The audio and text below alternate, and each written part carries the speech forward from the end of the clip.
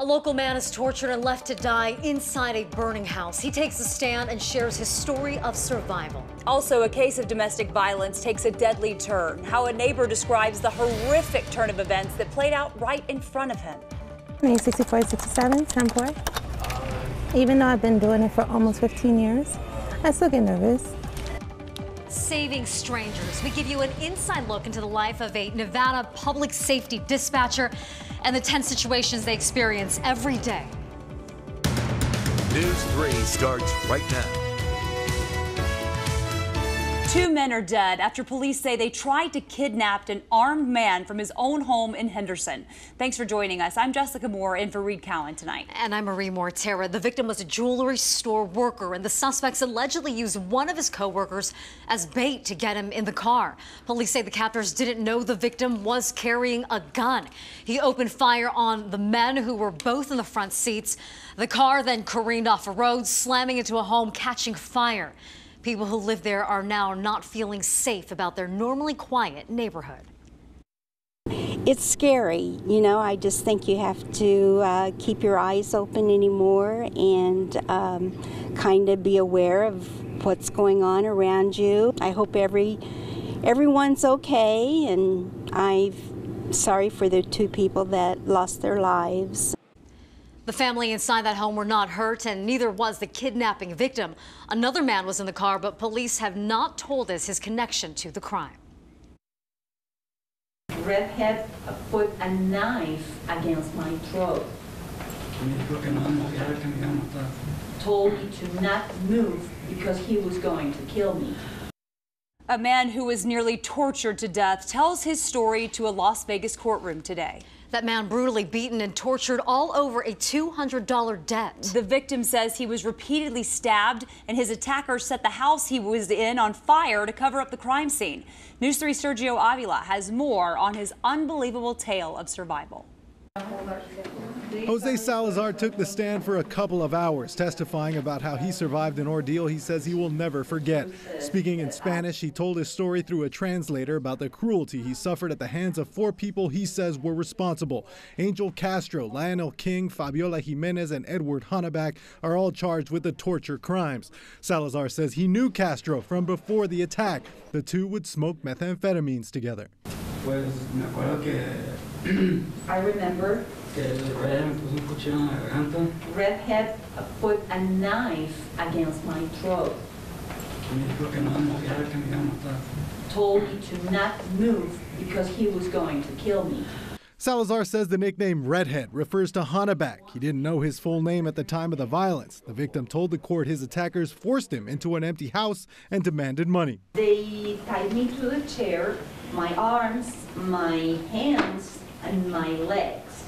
Salazar says they allowed him 3 phone calls to try and acquire the cash, but he could not. He then testified the torture intensified. He showed the court his injured finger and described how he was stabbed repeatedly. Prosecutors asked why he didn't scream for help. I couldn't while they were torturing me because they told me to keep quiet, so I held my pain and I kept quiet. He testified his throat was slashed 3 times. His attackers wanted him dead, so he did what he had to survive. I pretended I was dead. Why did you do that? Because I didn't want them to keep on cutting me. Prosecutors say after that ordeal, the defendant set that vacant home on fire with Salazar inside of it. And in the end, the judge decided there is enough evidence for all 4 of these defendants to move to a jury trial. Sergio Avila, News 3.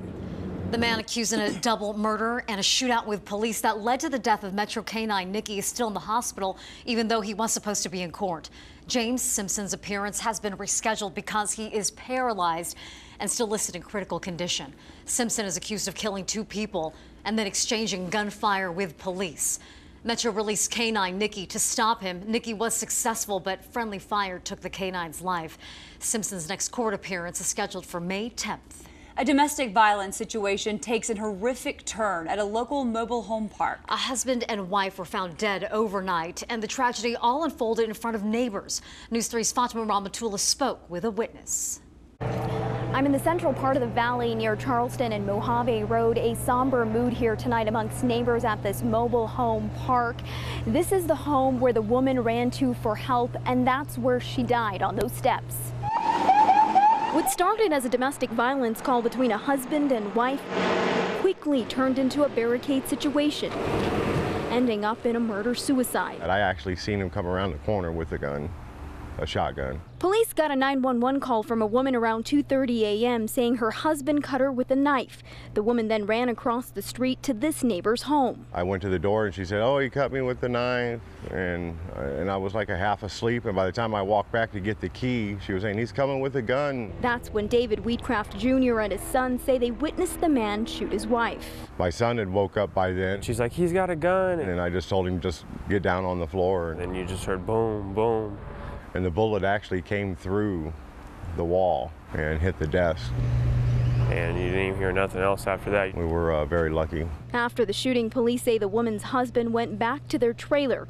That's when SWAT was on the scene to wait him out. For 2 hours, officers heard nothing, and when they went inside, they found the man dead. He shot himself in an apparent suicide. Could I have helped her, you know?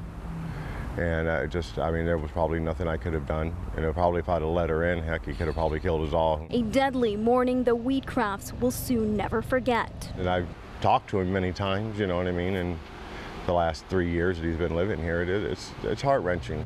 And the husband and wife have not been identified. The man is believed to be in his 50s, the wife in her 40s. Fatima Ramatullah, News 3. The woman involved in sex acts on the high roller wheel wanted to enter a plea, but a judge refused to allow it. Chloe Scordanos was trying to plead no contest through her lawyer instead of personally appearing in court because she's going to school in New York. Today, the judge said she had to physically be in court for her plea to be accepted. The man she was with that night, Philip Panzica of Houston, was shot and killed after flashing around a check for $4,000 at a Texas strip club. Money he was reportedly paid for an interview about the Las Vegas sex scandal. Scordanos is scheduled to appear in court on April 26th. The man who confessed to the deadly shootings at a Planned Parenthood in Colorado last year gave bizarre statements to police after the attack. According to newly unsealed arrest warrants, Robert Deere told police he was happy after attacking the clinic. Deere told detectives it was his dream to meet aborted fetuses at Heaven's Gates and that they would thank him for his actions. He's charged with more than 100 counts, including murder, attempted murder, and assault. The documents also revealed that Deere idolized Paul Hill, who was executed for the 1994 murder of a Florida abortion provider. New video is out tonight of the hit and run in New Orleans that left former NFL player Will Smith shot to death. This surveillance footage shows a Hummer coming to a stop at a red light before being hit from behind by a silver SUV. Police say the Hummer matches the vehicle driven by Cardell Hayes. Former New Orleans Saints player Will Smith was driving the Mercedes that hit him. After the crash, the driver of the SUV pulls around the Hummer and takes off. About 2 blocks away, Smith was shot and killed after an argument between him and Hayes. Here's 911 audio from the scene. On camp towards the car, complaint states that there's a male down with about 6 gunshot wounds to the chest. What's the script on the shooter? Matt, I think we got the shooters on the scene. We got 1 gun recovered on the scene. Hayes has been charged with second-degree murder. His attorney says Hayes was acting in self-defense. New at 7 this week is the start of Public Safety Telecommunications Week, a time for acknowledging those who work to get you the emergency help you need. Dispatchers with Nevada Department of Public Safety here in Southern Nevada take about 3,000 incoming calls every day. News 3's Christy Wilcox shows us what a typical day is like for these unsung heroes. Tawana, how can I help you? Imagine picking up the phone to a perfect stranger. Just wanted to give you a heads up. Now it's like second nature because we do it all day long. Being a good listener as their story unfolds. Yes, definitely. Henry, 6136. That's Suena Walker's job as a dispatch operator, to make potentially life-altering decisions. Yeah, I still get nervous, even though. Henry, 6467, 10-4. Even though I've been doing it for almost 15 years. Operators can take up to 120 incoming calls every shift from all over Southern Nevada. It takes a lot. Not everyone is a friend. Because people could be so mean. She never knows what she'll have to troubleshoot. and troopers depend on them to evaluate. Without our dispatchers, our job would be impossible. Discovering if it's your brother, grandmother, or friend. They're the unsung heroes of law enforcement. Going southbound at Washington. Or a highway trooper who needs your help the most. We can be out on a call where maybe we didn't even ask for backup, but they're sending it just because of the tone in our voice. Tipper, that was southbound Washington? There was one. It still bothers me to this day. Never knowing. It was a single vehicle rollover, and a witness saw it happen, and he wanted to tell us if anybody was hurt. Town Hall 56. This could be. And he went to run across, but his phone died. So I figured I just lost connection. When a phone call turns fatal. Henry 46, 428. That was my reporting party. That was dead on the side of the road. Henry 5103, it's negative 29. Or a feeling of hope because you just saved somebody, somehow. An aunt, a mom, or a best friend's life. Opposite direction. Looks like a tire's off of it. Feels awesome. Even if it's something as simple as getting them some help because they're afraid and they're broken down on the highway, or they don't know where they are. Little things like that. It's like, it'll make my day.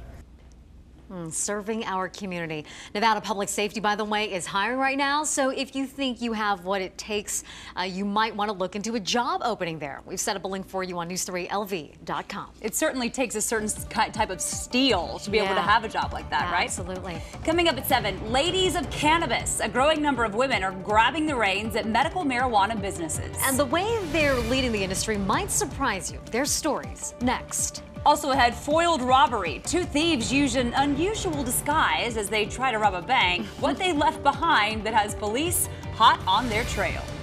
And I hope you enjoyed the weather today and a little bit of tomorrow, too, because another storm is headed in our direction. I'll have the details on what you can expect coming up next.